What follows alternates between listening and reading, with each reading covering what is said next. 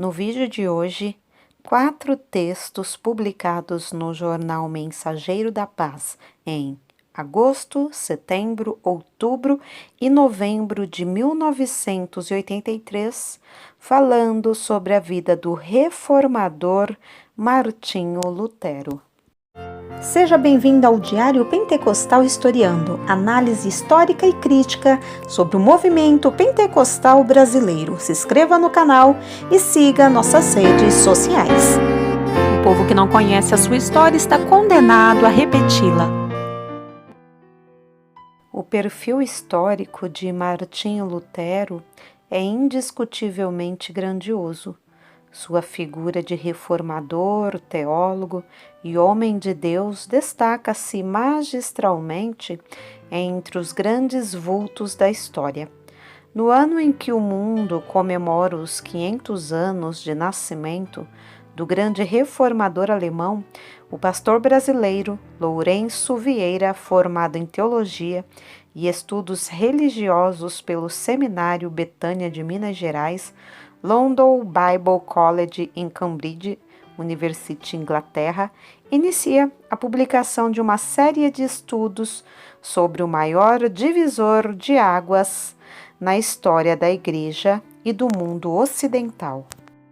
São transcorridos 500 anos, 1483 a 1983, desde que nascia na Turíngia um dos homens mais ilustres que a humanidade já conheceu, Martinho Lutero. Os seus pais, Hans e Margareta Lindemann Luther, não podiam imaginar, naquele fim de outono e início de inverno, que estavam trazendo ao mundo um menino que se tornaria um divisor de águas na história da Igreja e do mundo ocidental.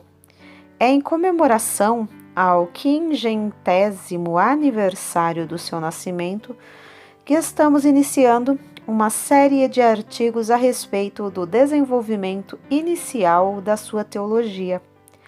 A tentativa de escrever uma pequena introdução ao desenvolvimento teológico inicial de Martinho Lutero, por mais modesta que seja, não é coisa fácil. A tarefa fica ainda mais espinhosa quando pretendemos fazer isto resumidamente. Os perigos de uma simplificação demasiadamente pequena são muitos. Vejam, por exemplo, os erros cometidos nas frequentes monografias que têm procurado explicar a reforma a partir de movimentos ocorridos às vésperas da reforma luterana. Tal abordagem tende a revelar não somente uma fraca perspectiva histórica, como também uma total falta de reconhecimento da força da tradição da mente alemã. Católicos e protestantes são igualmente culpados. Os primeiros admiradores apaixonados da Igreja medieval tendem a interpretar a reforma alemã como uma conspiração súbita que fez uso traiçoeiro da boa-fé de uma nação inocente, piedosa e ortodoxa, que, segundo eles, infelizmente vivia momentos de conturbação econômica, política e social.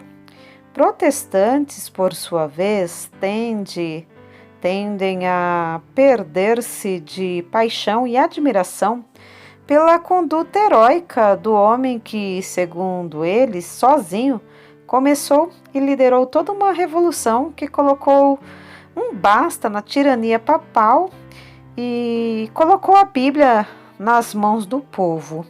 Ninguém tem dúvidas da grandeza histórica de Lutero, tampouco os aspectos históricos imediatos que conduziram à reforma. Isso não pode ser ignorado. Porém, não nos esqueçamos que houve todo um processo histórico que produziu o homem dos seus dias, processo este que durou nada menos do que 10 longos séculos. Embora reputada como a chama da reforma, a teologia daquele que a comandou não pode ser desassociada da lenha seca que formava a fogueira na qual foi ateada. O sentimento anticlerical, o nacionalismo, o ódio contra um papa estrangeiro, o descontentamento social, as ambições políticas e os distúrbios intelectuais e espirituais criavam na Alemanha condições mais do que propícias para o alastramento do fogo que mudou a face da Europa e do mundo. Embora não sejam em si as causas de Lutero da Reforma, essas condições ajudam, a explicar a velocidade extraordinária com que as ideias luteranas, ajudadas pela nova arma da imprensa, tomou conta de todo um povo.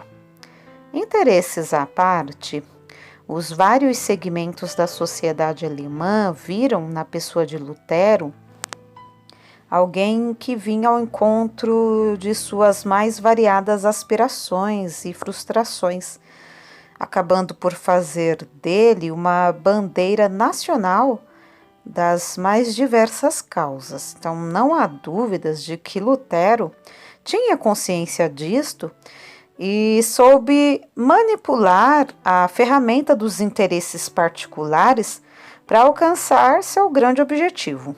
Ninguém pode censurá-lo por isto. Afinal, era uma luta desigual, onde outros tinham fracassado antes. A propósito, está aqui uma das principais razões de não ter ele tido a mesma sorte de João Hus. Ainda no princípio, os amigos de Lutero, receosos de que o imperador Carlos V, influenciado pelo núncio pontifício a Leandro,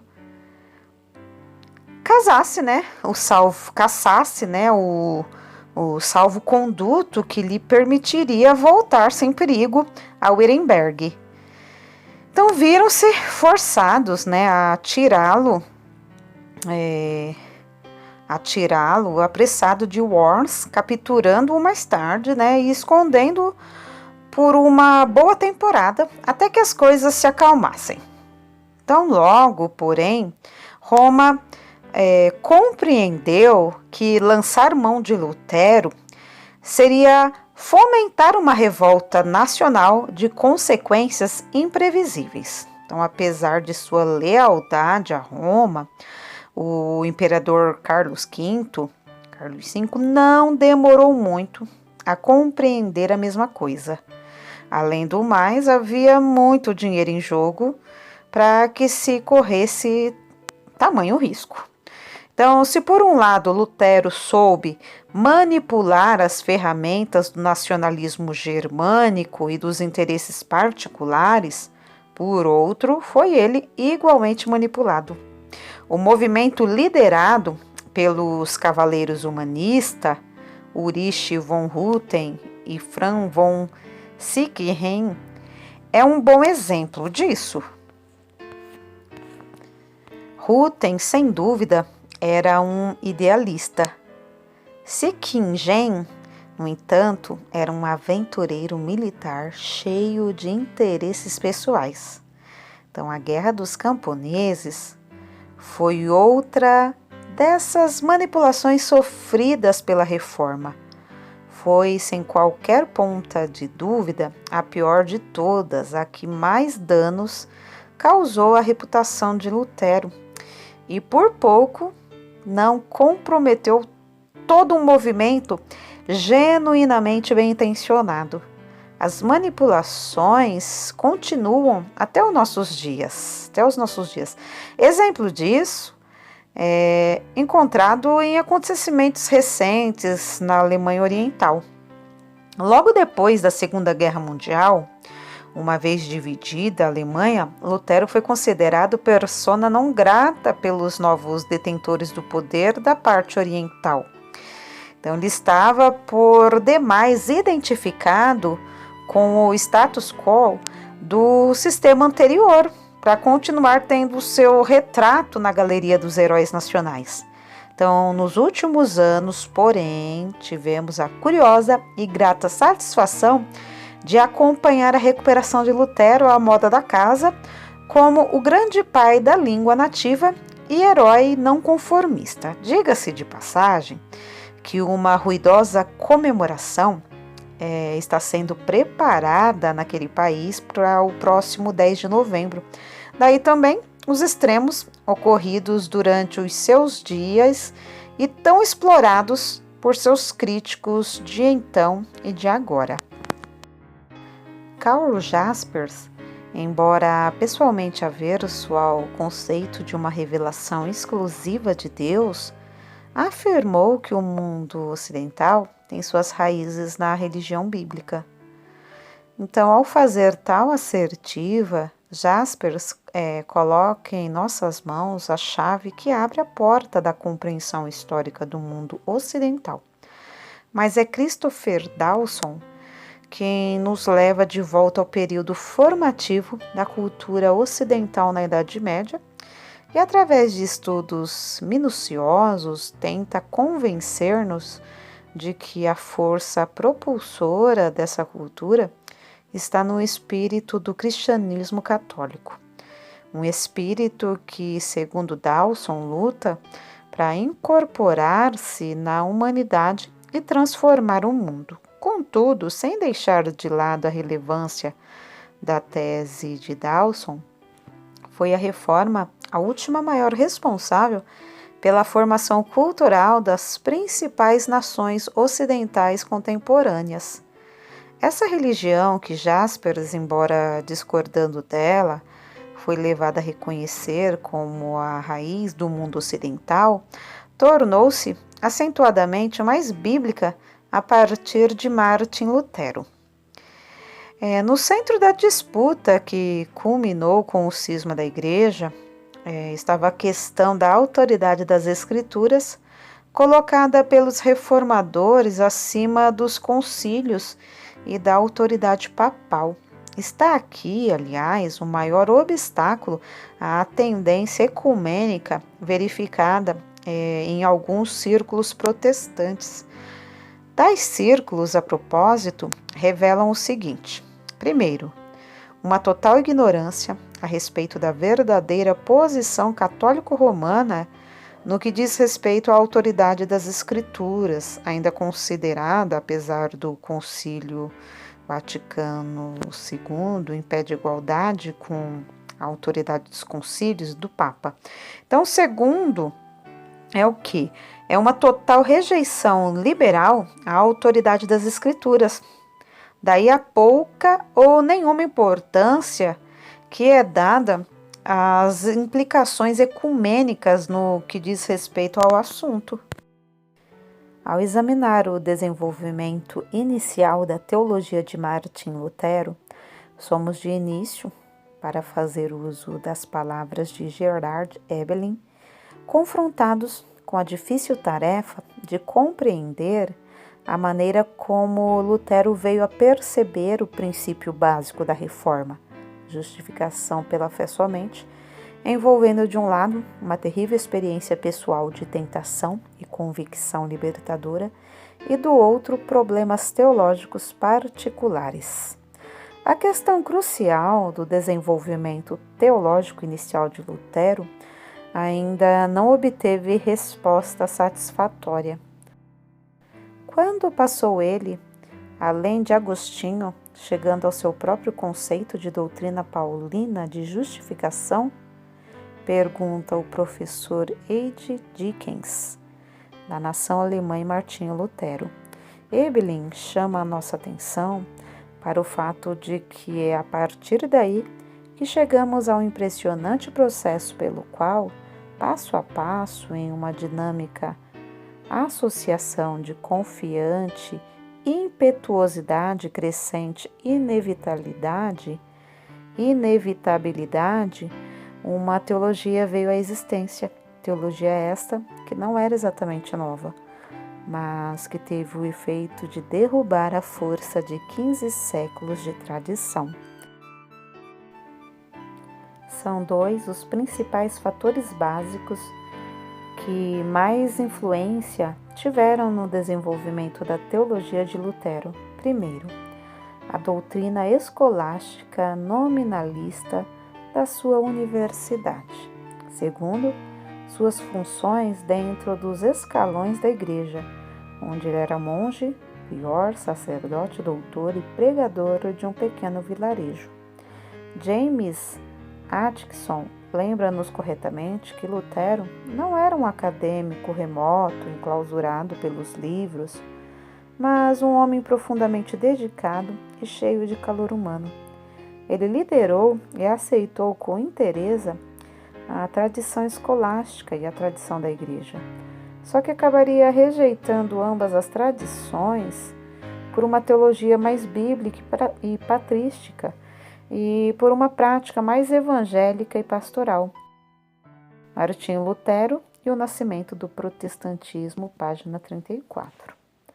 Então, a escola medieval, ela foi iniciada por Agostinho de Hipona, 354 a 430, e com ela o desenvolvimento da dialética no estudo da doutrina cristã. A teologia de Agostinho foi construída nos ensinos paulinos, na tradição dos pais da igreja e no realismo platônico. Embora a abordagem agostiniana fosse teologicamente positiva, acabou resultando em um forte racionalismo que teve o destino de transformar-se na principal marca do escolasticismo medieval. Então, quase todos os principais pensadores medievais procuraram algum tipo de ligação entre a fé e a razão. O principal objetivo desta ligação era preservar para o homem racionalista uma religião baseada na razão e vivida pela fé. Contudo, o arcebispo Anselmo de Canterbury, de 1033 a 1109, introduziu um novo sistema de pensamento para a defesa da fé cristã, baseado na razão e sem que houvesse necessidade de recorrer à Bíblia ou à tradição da igreja. Então, logo em seguida, Pedro Abelardo, de 1079 a 1142, com sua técnica racionalista de disputa, deu origem à famosa controvérsia entre realismo e nominalismo. Esta controvérsia teve o efeito de liberar o pensamento medieval de sua abordagem platônica, que era boa para a teologia, para uma nova abordagem aristotélica, que era boa para o desenvolvimento empírico e científico. Então, a introdução de Aristóteles na Europa Ocidental, no século XIII, deu fim a uma perspectiva platônica agostiniana do mundo. Então, o passo final, que substituiu Agostinho pelo aristotelismo cristão, foi dado por Tomás de Aquino, 1226 a 1274. Em obras como Summae e Quaestiones Disputatae, Aquino separou a fé da razão e transformou os sentidos da fonte de todo conhecimento humano. Segundo Tomás de Aquino, o homem possui duas fontes de informação sobre Deus: a criação de Deus e a revelação de Deus, as Escrituras. A criação pode ser explorada e examinada, ao passo que a revelação somente pode ser aceita e mostrada ser lógica. Reagindo contra São Tomás de Aquino, Duns Scotus, 1264 a 1308, apresentou a tese de que não havia argumento lógico para as coisas que pertenciam ao domínio da fé. Deus somente podia ser explicado em termos de vontade, propósito e ato, não em termos de mente, conceito, à maneira dos tomistas. As formulações feitas por Scotus foram desenvolvidas por Guilherme de Ockham, 1300 a 1349. Segundo Ockham, o homem não é capaz de conhecer qualquer coisa de Deus fora da revelação.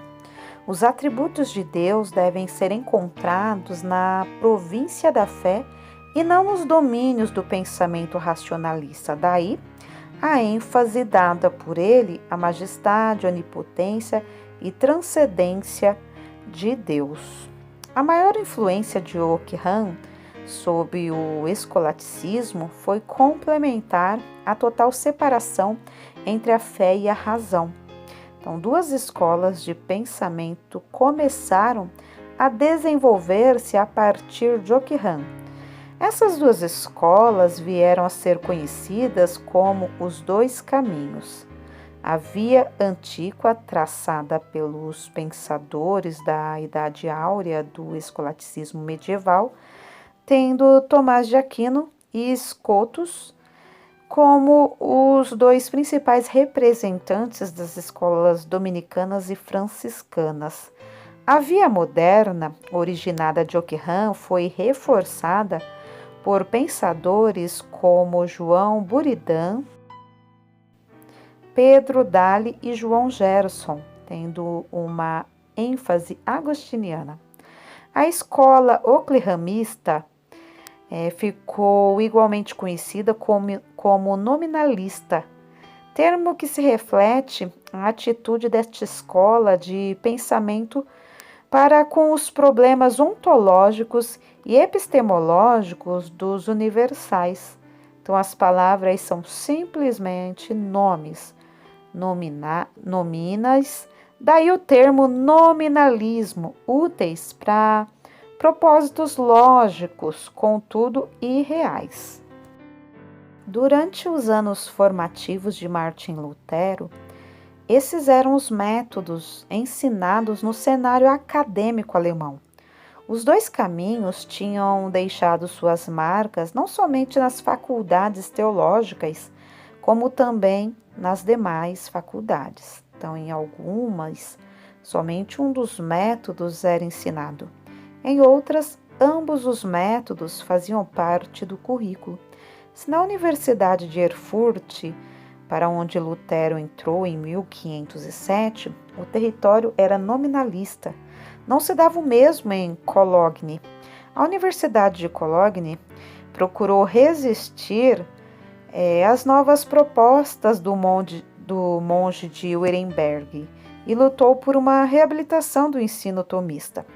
Processo este que teve seu clímax em 1567, ocasião em que o Papa Pio V declarou Tomás de Aquino doutor da Igreja, passando os tomistas, a partir de então, a controlar o currículo das novas faculdades e seminários católicos. O próprio Staupitz, o grande mentor de Lutero, nunca deixou de ser um tomista declarado. Em Erfurt, as doutrinas da via moderna eram especialmente encontradas no livro-texto Cânon da Missa, da autoria de Gabriel Biel. Biel, devemos recordar, ensinou pessoalmente a Jodocus Trutvetter e Bartholomaus Arnold von Usingen, mestre do jovem Lutero. Então, ainda em Erfurt, Lutero teve contato com as sentenças de Pedro Lombardi de 1100 a 1160, livro-texto da Idade Média. As sentenças consistia no quê? De um comentário que cobria doutrinas tais como trindade, criação e pecado, encarnação e virtude, sacramentos e últimas coisas. O livro consistia ainda de uma boa porção de literatura patrística e quintos consistiam de citações de Agostinho. Então, a importância do escolasticismo na formação teológica de Lutero não está restrita à compreensão da maneira como o seu pensamento era formulado em termos de paradoxo, contradição e tensão dialética, como demonstrado pelo ilustre professor Obermann. Então, a importância está, acima de tudo, no fato de ter ele rejeitado, em primeiro lugar, a teologia escolástica dos seus dias. O doutor Atkinson chama nossa atenção para o significativo fato de que a primeira realização de Lutero, como jovem professor, foi riscar a teologia escolástica do currículo e estabelecer um outro, com base na Bíblia e em Agostinho. O desespero espiritual de Lutero e sua chegada a um conhecimento pessoal da justificação somente pela fé, por serem básicos para a compreensão do seu desenvolvimento teológico inicial, precisam ser examinados. Está aqui a base de toda a sua teologia e realização histórica. Conforme afirmou Henrique Bornkamm, com muita precisão, a experiência pessoal e íntima de Lutero, suas descobertas acadêmicas, teológicas e, acima de tudo, exegéticas, não podem ser separadas. Lutero foi ordenado ao sacerdócio em 1507. Logo no início de sua carreira sacerdotal, é bastante patente a luta espiritual que ele haveria de experimentar e que haveria de conduzi-lo a uma experiência de fé. Somos informados de que na preparação para celebrar a sua primeira missa, em 2 de maio de 1507, ele estudou o cânon da missa de Biel. Na interpretação de Biel, Lutero encontrou que o sacerdote que observasse corretamente os detalhes do ritual da missa criaria de forma milagrosa o corpo de Cristo, oferecendo em lembrança à sua morte na cruz perdão para os pecados. Devido à sua origem e sinceridade, Lutero possuía um forte senso da importância do ritual e um forte sentimento de sua indignidade pessoal diante do sagrado.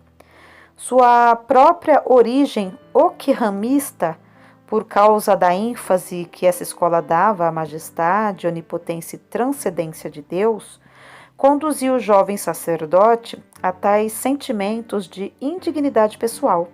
Assim, quando viu a responsabilidade que pesava sobre os seus ombros, Lutero tremeu. Esse sentimento, que Roland Bayton chamou de o terror do santo, haveria de persegui-lo até o dia de sua experiência na torre. Harold Green, ele afirma que logo depois da celebração de sua primeira missa, Lutero começou a ter dúvidas acerca de sua justiça própria e da vida monástica como a mais segura maneira para se obter a salvação. Então, na busca de uma solução para o seu desespero espiritual, ele tentou de tudo, do rigor da vida monástica da sua ordem ao conselho mais compreensível do seu amigo e mentor Staupitz. Hartmann Crisar sugeriu que o desespero espiritual de Lutero foi causado por frouxa moralidade. Porém, J. Lortz, teólogo católico, provou que Lutero, como monge, teve um comportamento irrepreensível. O desespero espiritual de Lutero foi por ele chamado tentação. Anfechtung define Henrique Vogesen assim: é uma concepção tirada da vida, não da doutrina. Está na fronteira onde a vida separa-se da doutrina. O fracasso espiritual de Lutero, todavia, não estava na sua falta de compreensão do ensinamento da Igreja, no que diz respeito à fé, obras e graça. O seu fracasso estava na sua inabilidade de aceitar tais ensinamentos conforme ensinado e crer que um Deus tão justo seria capaz de aceitá-lo. Em suas próprias palavras, escreveu Lutero: Eu esperava que poderia encontrar paz de consciência com jejuns, orações e vigílias, com as quais eu afligia meu corpo miseravelmente. Porém, quanto mais eu me esforçava dessa maneira, menos paz e tranquilidade eu experimentava. Lutero segue em frente para afirmar: costumava perguntar-me, quem sabe se tais consolações são para ser acreditadas? Em seu comentário a respeito de Anfechtung de Lutero, Gordon Rupp estabelece que a insegurança de Lutero foi causada pela teologia nominalista e sua dialética de possibilidade e frequentes, talvez fracamente calculada para suportar os espíritos mais estremecidos.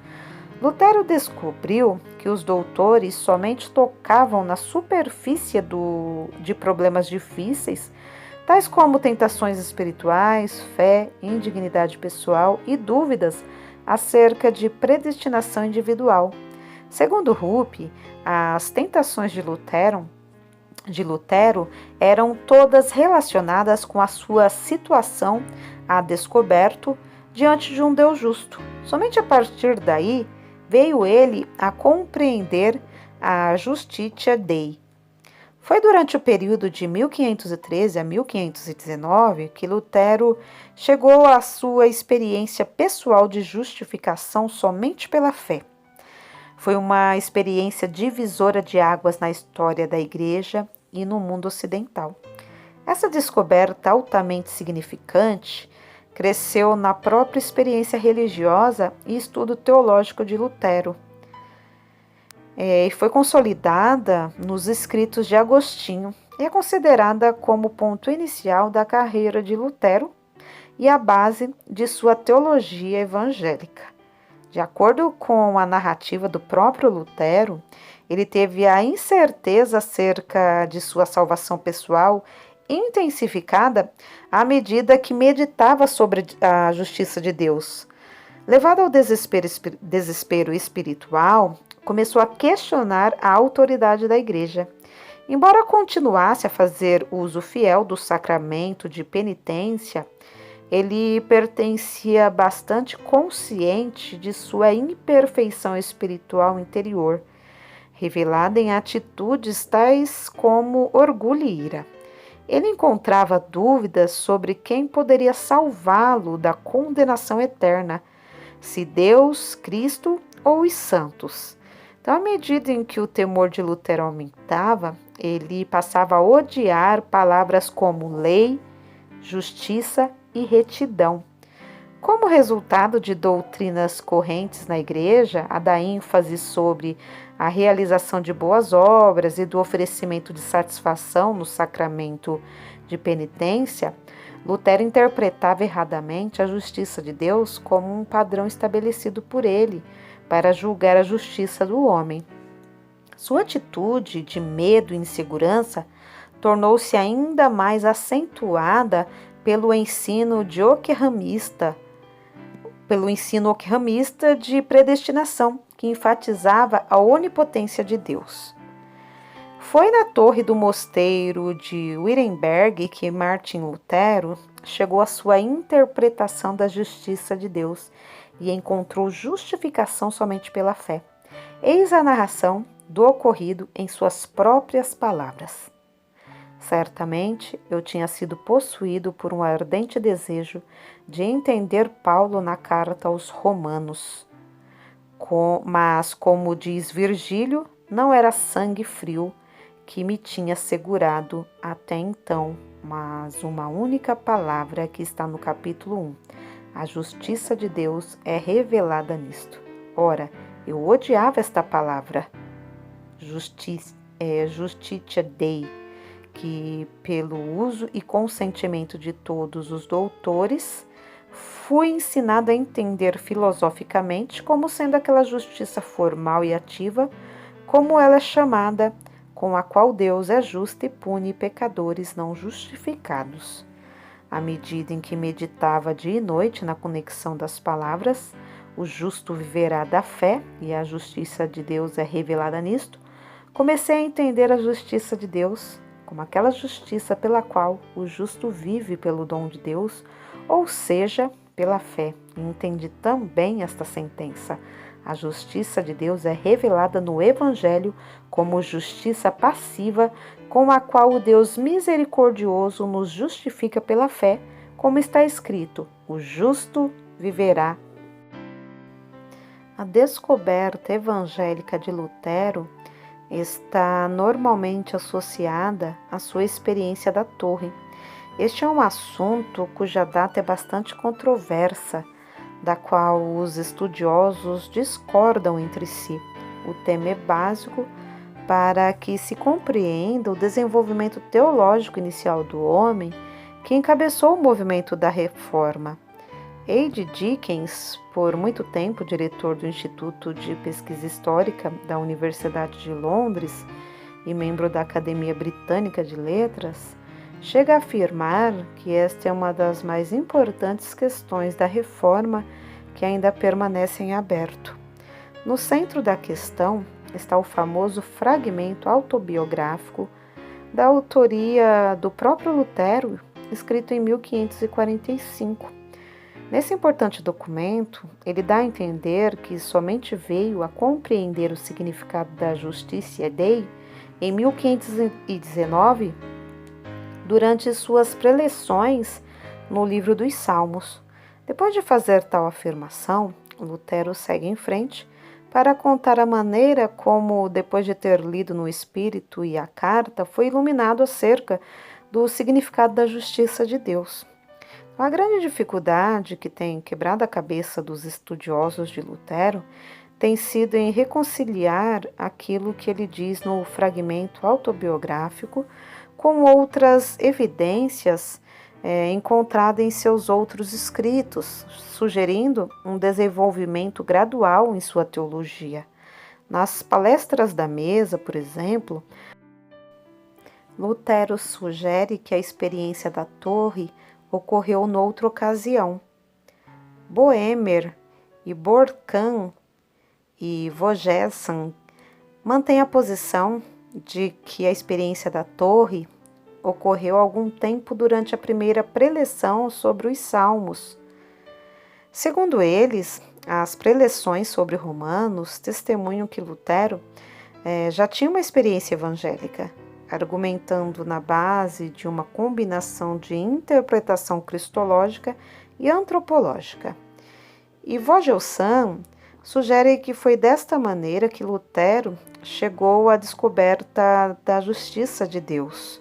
A experiência da torre veio depois de ter ele relacionado o seu novo conceito de justiça divina, primeiramente com o trabalho de Cristo, aplicando-o em seguida à sua própria alma, usando a fé como base.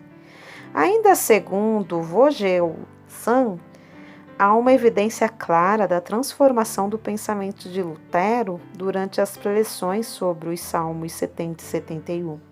Segundo ele, é encontrado aqui um conceito de justiça divina como aquele no qual Deus torna o homem justo, que lembra a linguagem de Lutero no seu fragmento. Professor Rupp, sem deixar-se prender pelo argumento dos Salmos 70 e 71, segue a mesma linha de interpretação. Beze e Allen, por outro lado, eles argumentam que a teologia de Lutero, no período de 1513 a 1516, é ainda encontrada dentro do mileu católico. Entre os argumentos apresentados por Beze e Allen está o de que Lutero ainda fazia uso durante este período da linguagem escolástica. Sarnivara, o grande mestre finlandês, mostra que somente em 1516 Lutero é visto abandonando a interpretação figurativa e analógica das Escrituras por uma interpretação mais gramático-literal. Sarnivara demonstra que o conceito básico de justificação, até então, parecia ao nível de Agostinho. Somente depois do famoso sermão intitulado Os Três Aspectos da Justiça, pronunciado por ele, em 1518, Lutero passou para o nível paulino.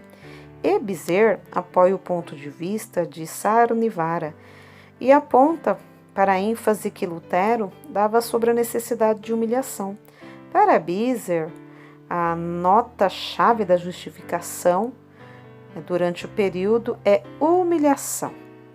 Finalmente, W.D. Thompson desassocia a experiência da Torre da chegada de Lutero à sua teologia madura. Thompson argumenta que a experiência da Torre ocorreu mais tardar por volta de 1515.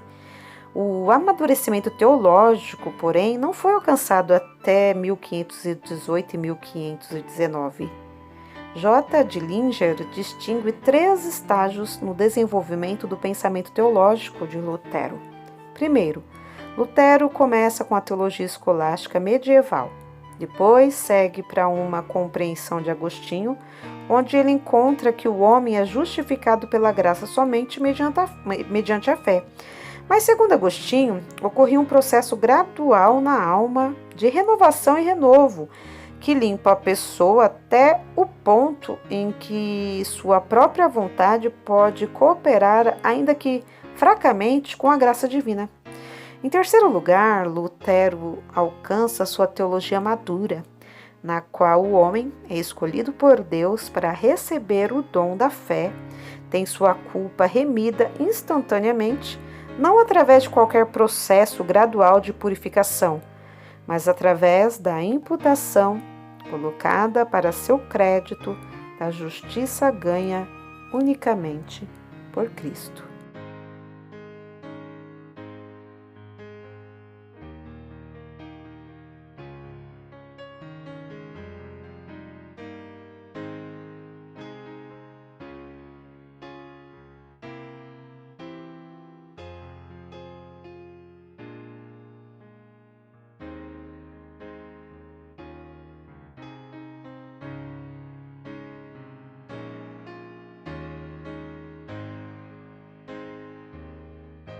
Porque nada podemos contra a verdade, senão pela verdade. Segunda carta aos Coríntios 13:8. Se você gostou do conteúdo deste vídeo, se inscreva no canal, deixe o seu joinha, compartilhe e ative o sininho para receber do YouTube as notificações dos novos vídeos.